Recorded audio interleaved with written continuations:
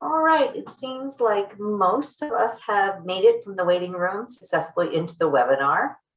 So I'll go ahead and get started. My name is Jeanette Joyce. I'm a senior researcher here at Marzano Research for REL Central. And today's webinar is about integrating program evaluation into your school improvement work, exploring the newly released Program Evaluation Toolkit. So let's just go ahead to the next slide. And I wanted to let you know that this webinar is being live captioned.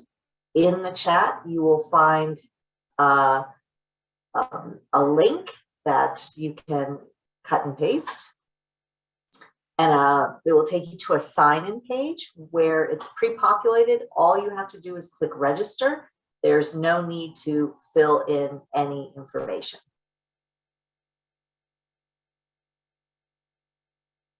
To reduce background noise, because we are expecting a lot of participants, we've muted all participants.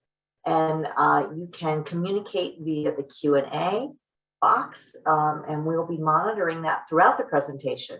So please feel free to use it any time for comments or questions, and just click on that Q&A box panel at the top left corner of your screen to send us your question. So for those of you who are not familiar, REL Central is one of the 10 regional education labs, which is a federal program to address data use for solving problems of practice. And we are focused on Colorado, Kansas, Missouri, Nebraska, North Dakota, South Dakota, and Wyoming. But this toolkit is nationally available, so everyone is welcome to use it. And there's, of course, no charge to the user. All of the work done by RELs is through partnerships, and this particular toolkit was developed through the Colorado School Improvement Research Partnership, which focuses on program evaluation, cost analysis, and data use. And now it's time to meet the other members of the team here. I'm going to let them unmute and introduce themselves. Josh, you're up. Hi, everybody. I'm Josh Stewart, a senior researcher at Marzano Research and the applied research lead for REL Central. Hello, everybody. David Yanoski. I'm a researcher at Marzano Research. In addition, I coordinate all of the partnerships that we have. Hi, everyone. I'm Mackenzie Haynes. I'm a research associate at Marzano Research. Great. Thank you, team. And now it's time to get to know who you are on the other end of the screen here. So let's go ahead to the next slide. And we're going to have a poll pop up just to see who is out there.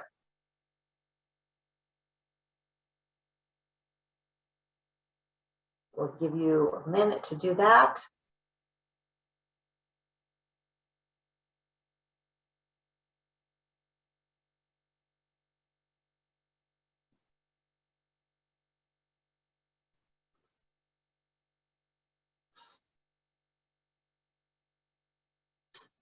All right. How's it looking? Do we have some results to share back? All right, it looks like we have a whole bunch of others. About half of the group here doesn't fit neatly into these categories, which is always fun. We have some program evaluators, school and district leaders, state administrators, and either a school board member or a local education agency member. So we've got a great diversity of folks out there. And we also think that this is great because we think you're going to find this toolkit useful no matter what your role is. So we will be talking about that throughout our presentation. With that, I'm going to go ahead and pass off to my colleague. Oh, first I'll introduce these goals, which I just previewed here for you, that we're going to be talking about how the toolkit can be used in a variety of contexts. And we're just going to show you some basic navigation. In 45 minutes, we don't have time to delve too deeply into any of these areas, but you can certainly reach out with any questions. that we weren't able to answer here, and we'll circle back to you. So now I will hand over to Josh, who's going to give you that sort of quick overview of what's where. Great, thanks, Jeanette. So we just wanted to provide a quick overview, and then we'll go through each component of the toolkit during the rest of this webinar. So one of the entry, or I would say the entry document, as Jeanette mentioned, there's a wide swath of materials and foci within the Quick Start Guide that will introduce you to basically the entire program evaluation toolkit. Again, we think that this toolkit is accessible and adaptable to folks from across the evaluation spectrum. So if you're just getting started, or if you're an expert, we feel like you will get some use out of this guide or out of this resource. And the Quick Start Guide provides that entry point. So it gives you a little bit of information on what the toolkit is, what program evaluation is, and how you might engage with the toolkit. Now, there are a number of resources organized within each module of the toolkit, and you don't have to feel like you've got to go through each sequentially from start to finish. It does start with logic models, and it takes you all the way through dissemination approaches, things like blogs, things like full research reports or evaluation reports, but you can also engage with the modules or with the toolkit in specific ways. So this Quick Start Guide helps you figure out which of the modules is best for you, or if going from start to finish is going to be the best approach. It also gives you some insight too into the team you might want to bring. Obviously, you can engage with it individually, but we also encourage you to think about colleagues that are associated with a program or an intervention you're trying to assess, and how they might be able to add value to that team. So program staff, individuals who are collecting data, individuals who are responsible for administering the program or implementing the program are all good individuals to consider. So the Quick Start Guide really helps orient you to the toolkit and gives you a sense of how you can use it to best meet your needs. So I want to next take us to the website, which houses the majority of the toolkit resources. So you'll see here, hosted on the IES website, is the actual program evaluation toolkit. Now, the Quick Start Guide that I just shared is available here. And once you click on this link, you'll be able to download the PDF. And this is the guide that I was just talking about. It has some prompting questions in it that will kind of guide you through how best to engage with the toolkit. Going back to the website, you can see we have an introduction section. And that just gives you a little bit more information on what you would expect to find on the website and how you might engage with the resources. Now, as I talked about, from logic models all the way to dissemination, we have content to help guide your evaluation journey. So you can click on each one of these, and what you'll get is the resources associated with that particular module. So here, we first start with the logic models. David will talk a little bit more about that shortly. And when you go to the logic model subsection, you'll get a video that provides an introduction to what logic models are and takes you through the process of developing your own logic model. These are all voice-casted videos, so we find them to be really helpful in introducing you to the content and then helping you leverage the content to meet your own evaluation needs. You'll also see that there are several different resources under here. We give you an example logic model to start with. We also give you some definitions of the components and a template to build your own logic model. Now, each one of the modules within the toolkit has a set of resources associated with it. And as you click through each one of these, you'll be able to get the resources associated with that module, but you can also go to the resources tab and you can access all of the materials from the website in one place. So as you go through, when you click on the chapters, in this section, it's just the PowerPoints associated with it, not the screencast videos. But this will allow you to take the content, the PowerPoint content, and perhaps use it in your own presentations or for your own purposes.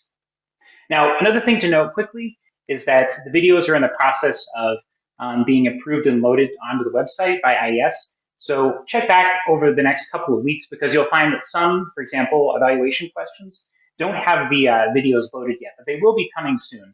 And so I just wanted to note that you should expect to see those in the next coming, or over the next several weeks. So back to the website here. Sorry, back to the PowerPoint here from the website. We just wanted to provide that introduction to the content and where you can access it. You should be able to see both the Quick Start Guide in the chat as well as a link to the website, so you can engage with it after the presentation. So a little bit of context for how you might want to use this toolkit. I know a lot of folks who have jumped on to the webinar today are joining because they're affiliated with evaluating or using programs, but we encourage you to think about using this toolkit if you are developing programs, thinking about something you're building from the ground up, and how you might want to evaluate that over time, how you might want to assess whether or not you're meeting your milestones. We also encourage you to think about this if you're an evaluator for a program, or if you're a part of a team evaluating a program. You might also use this if you're charting implementation, making sure that your program is being used in the correct way, making sure that folks are putting it into practice. And then also you might think about it, even if you're not at the stage where you want to conduct your own evaluation, but perhaps you're going to hire an evaluator, it can also help make you a more informed consumer of evaluation products and services as you wade into the content here. So don't feel like by the time you get to the end, you have to be an expert. It can really help hone your experience and understanding of evaluation services. So what's included in the program evaluation toolkit? I just provided that overview, but we wanted to give you a taste of each one of the modules so you get a sense of how you might want to engage with it and what the content could do for you to meet your own evaluation needs. So at this point, I'm going to go ahead and turn it over to my colleague, David Yanoski, who will introduce our first module, which is logic models. Thanks, Josh. So I'm going to just provide a very brief, quick overview of the first two modules here. Module 1 being about logic models and number 2 being about evaluation questions. And to let you know that the way we've organized the toolkit is we did it around the evaluation of a fictitious program, a program that we made up called AMP, After School Middle Grades Math Program. So just an after-school program. And we use this AMP program as an example throughout. So for example, in module 1, we'll go through the process of how we created a logic model for AMP, or how the evaluation team at this school that implemented this program created the logic model. And then we'll use this AMP example all the way throughout the toolkit. And so not only present the content, but show an example of how that content might be used if a school is trying to implement an evaluation. So in module 1, we talk specifically about the development of a logic model. And the template we use, there are many, many thousands of different templates for logic models and different ways and ideas for how to construct these. We use a relatively simple version of it, knowing that the idea here is to introduce people to the idea of logic models and how to use them. And module 1 is divided into 3 chapters. In the first chapter, we talk about the purpose, why develop a logic model, what's the point of having it? And then what are the components? What are the key sections of that logic model? In chapter 2, we talk about writing a problem statement so you can firmly ground yourself into why you need this particular intervention. And then in chapters 3 and 4, we go deeply into each one of those components, the resources, activities, and outputs, which describe the program or the intervention, and then the short, mid, and long-term outcomes that you expect. And some of the resources associated with this, we have the example logic model, which we'll actually show you in the next slide. We have definitions of each of those pieces, and then we have that blank template that you can use, that you can download and fill out. So if we just go ahead and jump ahead. So this is the logic model template. This is the logic model that we put together for the AMP program, the example that we're going to be walking through all the way throughout the toolkit. And you'll see it starts with a problem statement at the top, and then we have resources, activities, and outputs, which describe the program on the left-hand side, and the outcomes on the right-hand side. And then some additional considerations. Again, there are many thousands of ways to put together a logic model. We chose this one to be a really good, simple, basic entry into logic model development. Okay. Next slide, please. Then in module 2, we go into taking that logic model and using it to develop evaluation questions. And so we first talk about the difference between process and outcome evaluation questions, or another way of saying that would be formative and summative evaluation questions. And understand how you can pull those process and outcome questions directly out of the logic model, that a bullet point in your logic model can directly become an evaluation question. And then we introduce a systematic framework that you can use to write, review, and modify your evaluation questions. We call it the PARSEC model. And that PARSEC model is a way of looking and evaluating your questions to make sure that they're high quality questions. And then in chapter 3, we get into prioritizing questions. So, you know, chances are you're going to come up with a list of questions that's way too big, and you need to narrow that down. And so we talk about that process of prioritizing. And then some of the resources that you come up that we've included here are, again, that AMP logic model. And then we have a set of worksheets to help you identify evaluation questions, to assess them, and prioritize them. So just different tools to help you think through that process of developing evaluation questions. And then the final thing I want to share here is just a couple of examples that we've included in the in module 2. If we go to the next slide. And so in the process of throughout module 2, we show this AMP evaluation team come up with a list of 25 some questions, if I remember correctly. And then slowly but surely, by applying that PARSEC framework and by prioritizing questions, narrowing them down to 2 or to 3 specific questions here. Some process questions looking at the implementation of the AMP program, and then an outcome question related to those long-term outcomes. So that's modules 1 and 2. And with that, we put a question in the chat just thinking about how you could use logic models in other areas, in other ways besides doing program evaluation. We think it's a valuable tool. So you just take a moment to jump on the chat and dump in some ideas about some other ways that you might think you could use these tools.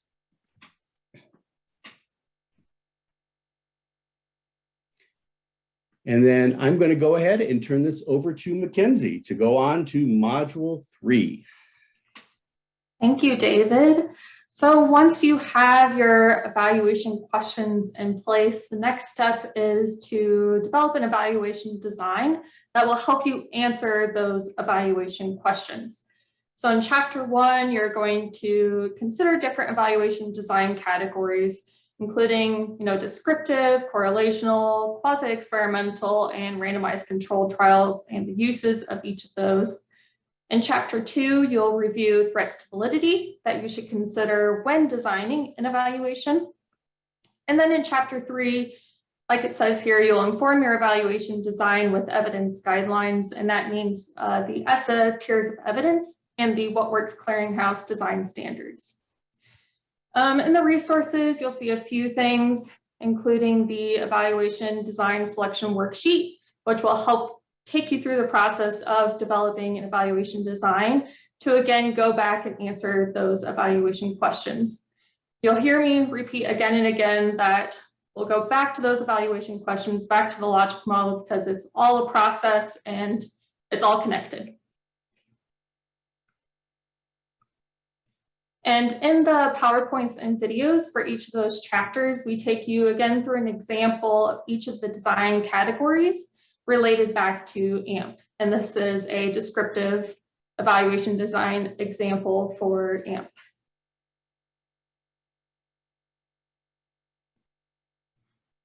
In module 4, you'll review evaluation samples. In chapter 1, understanding the purpose of sampling. Chapter 2, considering different sampling techniques. And then in chapter 3, using what you've learned in chapter 1 and chapter 2 to develop a sampling plan to, again, answer those evaluation questions.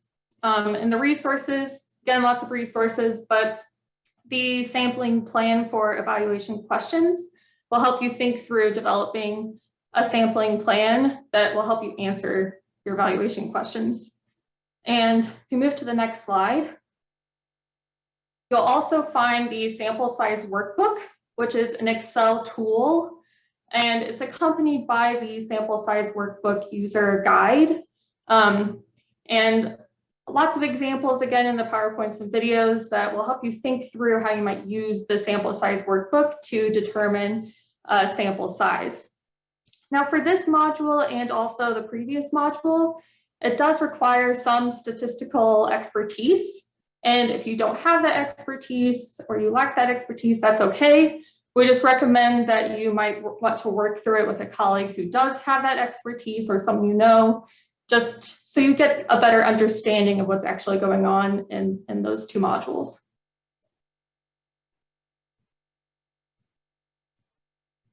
Right, so then in module 5, you'll start connecting the data that you need to answer, again, going back to your evaluation questions. So in chapter 1, identifying the 2 major types of data, which I think probably most of us know, qualitative as non-numeric and quantitative as numeric data. And then we help you understand how you might use each of those together in your evaluation. In chapter 2, you'll evaluate the quality of your data using 6 key criteria, and that includes, reliability and validity, among others. And then in chapter 3, again, you'll connect your data to your evaluation questions. And if we move to the next slide, the evaluation matrix is a really helpful tool to think about how your data connect to your evaluation questions. So you put in your evaluation questions, the type of sampling, sample size you need to answer them, the data that you plan to use, how you plan to collect the data or how the data are collected, and the time frame for collecting the data.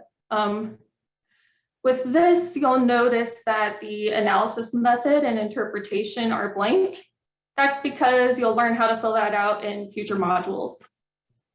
Also with this, if you don't currently have a way to collect data at the moment or are unsure how to get the data you need for your evaluation question, you might go to the next module, which is on data collection instruments. It covers 4 different data collection instruments. In chapter 1 is interviews and focus groups. In chapter 2 is observations. And then in chapter 3 is surveys. And in each of these chapters, you'll learn the purpose of the instruments and a step-by-step process for developing them and also using them. There's an example AMP protocol for each of these. So an example related to AMP for an interview, a focus group, observation, and survey. A lot of resources here, but let's point some out. The interview, focus group, observation, or survey resource is helpful for determining which data collection instrument will best meet your needs, among other things. So help you think through which tool is best for you to use. We also have the data collection instrument draft, which is a blank template that you can use to develop one of these data collection instruments. And then we also have the existing observation and survey instruments resource, which obviously isn't exhaustive, but it includes a list of already valid instruments that are developed, have been used in the past, that you can take and not reinvent the wheel and use for your purposes.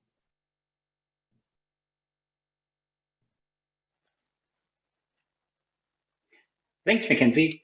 So if you, I can, oh. Sorry, there's, and then in the next slide, that just shows an example of a focus group for AMP. And there's an example for each of the different data collection instruments. But, like Jeanette said in the chat, the goal of these modules, and Josh said this earlier, the goal is not to make you an expert in program evaluation. So why do you think you might use these methods, even if you plan on not using them directly for your evaluation. And thank you. I'll hand it over to Josh now. Great. Yeah, we just have a couple of guiding questions here. And as you consider those, I'll talk through one of our next modules, which is Module 7. So as we progress through these, I feel like we're getting more and more resources included, which is a good thing, but it can also be overwhelming. So I'll talk through each of these chapters, and then I'll also talk through a couple examples. But certainly feel free to explore the website and send us questions. And we're happy to provide more detail or more information on each one of the resources, should you have questions. So like Mackenzie said for Module 4, this module is also a little bit more technical than some of the others. Now, we really tried to focus on using plain language, so it should be accessible whether or not you're just kind of starting out in your program evaluation journey or whether or not you're an expert. But we start this module by presenting some common approaches to cleaning and coding data. So oftentimes the data that we're getting through our program evaluation is messy.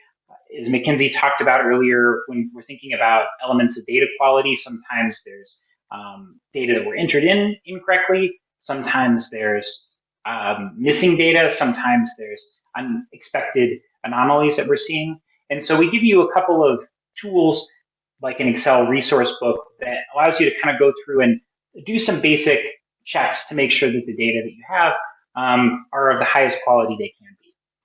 We also provide a couple of approaches for conducting basic analyses. So Mackenzie shared earlier, there's some descriptive examples in here, thinking about averages, counts, things that you would be interested to know based on your program, like the number of students participating, in this case, the AMP program, or perhaps the number of teachers that you've enlisted to be tutors, or other individuals that have been enlisted to be tutors.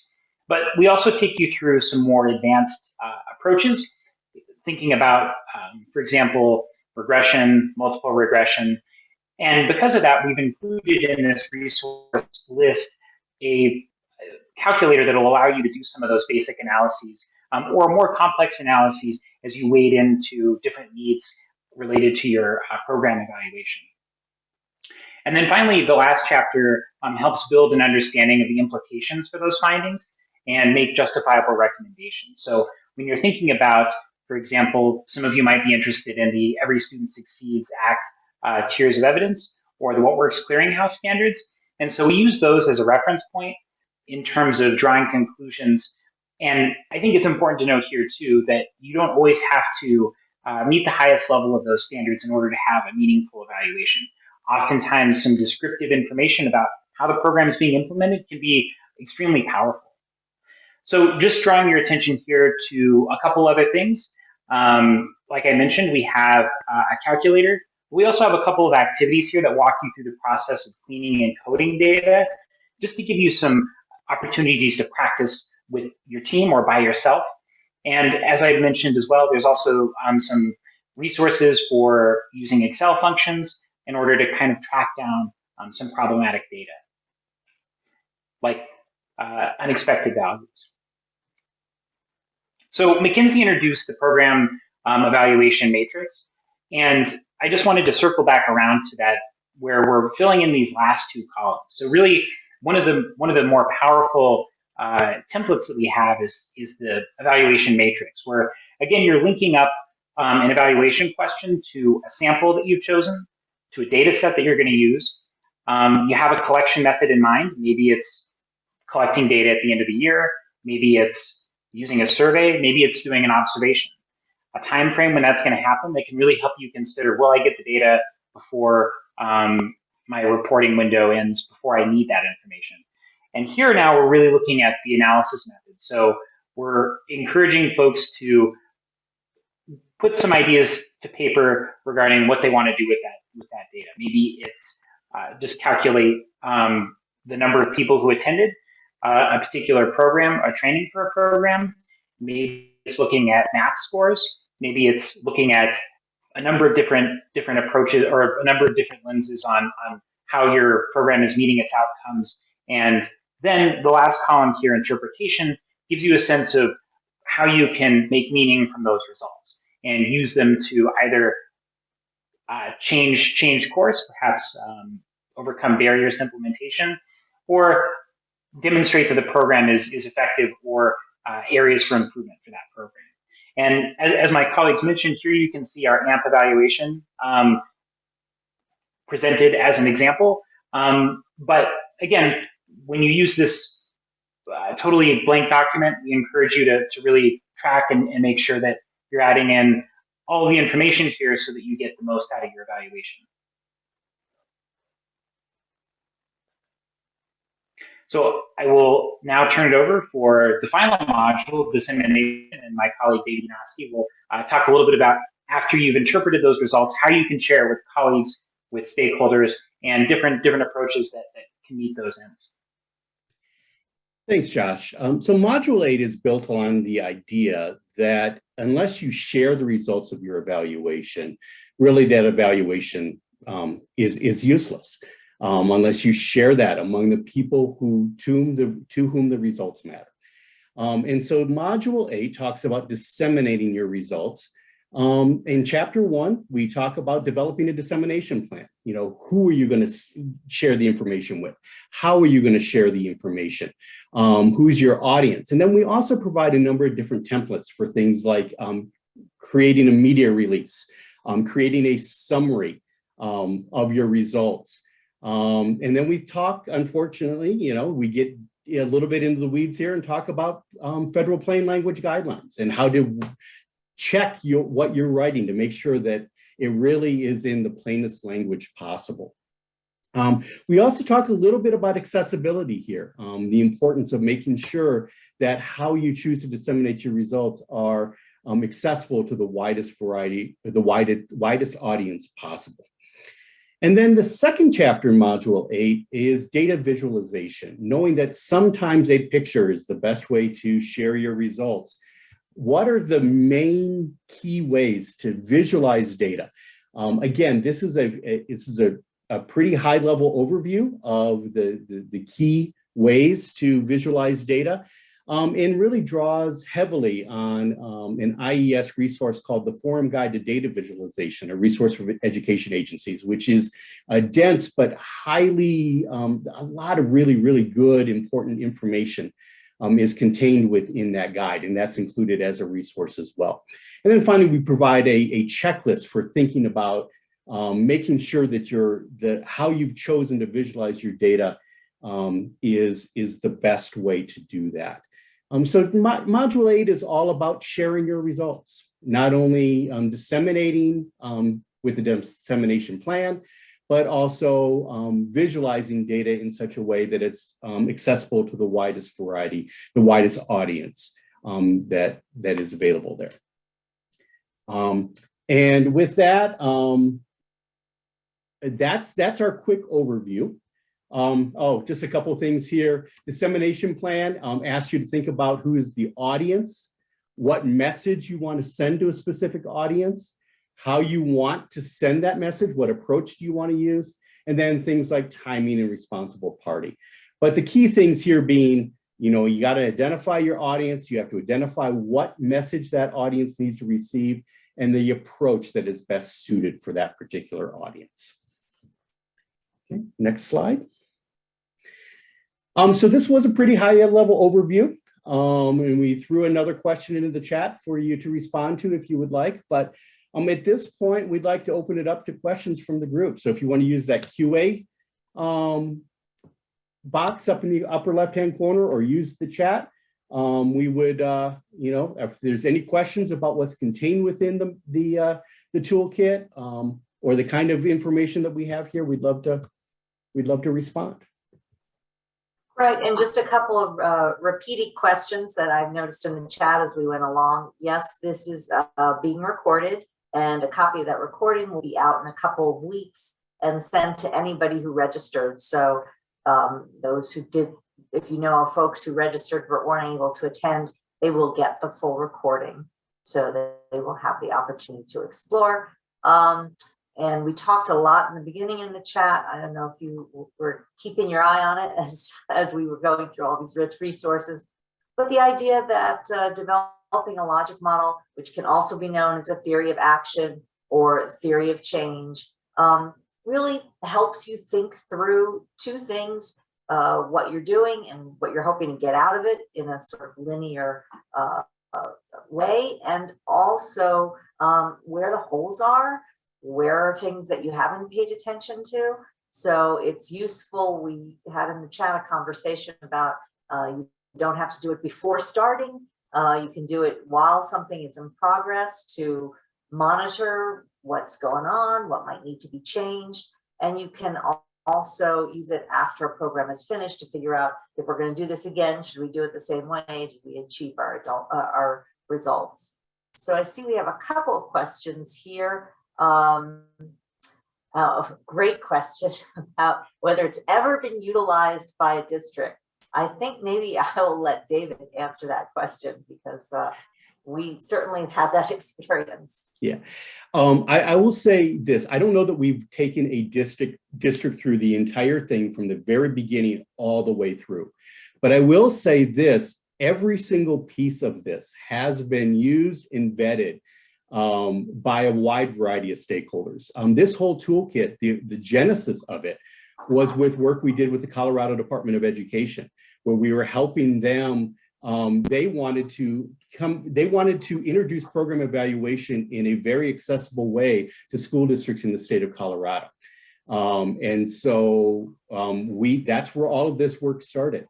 And so through CDE and the work we've done with them, but again, in school districts in North Dakota, Nebraska, Kansas, Missouri, we've actually used pieces of this throughout, not the whole thing all clustered together, but all these pieces have been used at various times with a number of different stakeholders. That's the nice thing about this set of modules is there's multiple entry points. If you're done with the whole process and you're thinking, hey, I need to think about dissemination, you can just dive in there, right? Or if you're at the beginning and just trying to put together a logic model, you can dive in there. So it's meant to meet your needs in wherever you are. And one of the things that we didn't talk to about specifically about today, which is in the logic model, is that situation or problem statement.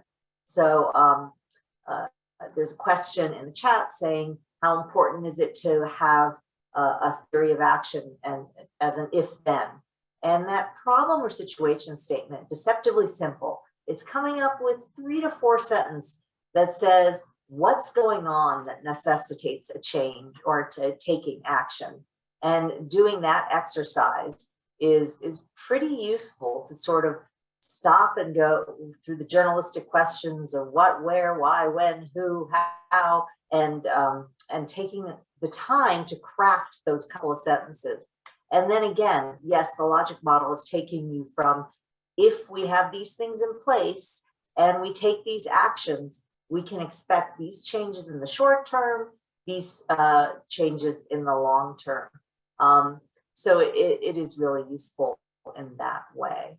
A question in the chat about module 7 and 8 not being up yet. Yeah, the materials are still in that lengthy approval process that is federally mandated, and we are uploading them. They're all finished, of course, and they're being uploaded. So keep checking back at that link and you'll see new materials on a weekly basis, I imagine. The logic model toolkit, and I wanted to say we had this question at some point, is not meant to make you a program evaluator. And so you don't hang a sign on your door going, I've completed this and I'm now ready for anything. It's to make you maybe an informed consumer or an informed participant in the program evaluation process. So in terms of meeting the WC standards, I think I'll let Josh answer that question. If we go all the way through all the modules, will we be in a good situation to meet the WWC standards? Yeah, that's a great question. So we provide some parameters on how you can meet the standards, and we also provide some guidance on other approaches, other designs that might not meet standards for ESSA or for what works clearinghouse, but they would meet your needs. And so we tried to have a broad range of perspectives represented in the modules. So it takes you all the way through if you wanted to design your own randomized controlled trial, implement it. There are those resources in there, and there are some connections to those standards, but you don't have to follow that through. So yes, in the sense that you can use it as a guide, but also it's open to include less rigorous but perhaps more meaningful to you analyses and designs. Hopefully that helps. And I know I saw there were a few questions here around examples using the modules with districts. So as David mentioned, we really started this with a collaboration with the Colorado Department of Education. And underneath that, we did a state tour where we were hosting these day-long introductions to the modules, and then helping folks over time put what they learned into practice. And so I think we did about 8 trainings around the state with district folks, and folks ranged in terms of how they wanted to engage with it, from doing something like evaluating a professional learning community in their school district to just wanting to have a better understanding of how to understand a program evaluation in order to better vet proposals or other services that they were looking to hire an external evaluator for. So it kind of ran the gambit, and I think David and Jeanette might be able to talk a little bit more about a couple of the schools we were working with. I will say some of the programs that we were helping them study ended up kind of taking a back seat during the pandemic. We ended up doing a lot of these trainings in the winter of 2019 into the spring of 2020. And so obviously some of those things were a bit disrupted. Yeah, and I just want to jump in here and say that over the 4 years that we've been in the process of developing and tweaking and finalizing these modules, we've used them at the school level with a school that wanted to know more about an innovative program that they had started, all the way up to a state level where they were looking to report to the legislature on grant initiatives. So we find that's very flexible. Again, you can take the pieces that you want or need, but just having them at your hand to say, okay, have this sort of logical approach to what I'm doing and what I think is going to happen. And by the way, a lot of folks find it easier when they're doing the logic model work to start with, hey, this is the North Star objective. This is what we want to see 2, 3, 4, 5 years out. But then going, well, what do we have to do to get there? And what do we need to know in order to do that? And what do we need to have on hand or put into place?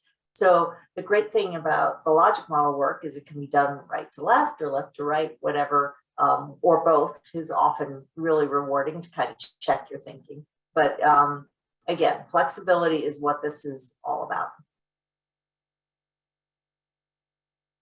All right, we have about 1 more minute. We want to thank everybody for having taken the time to join us here today.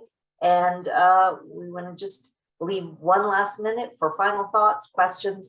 Of course, you can always reach out to us and we'll be happy to help.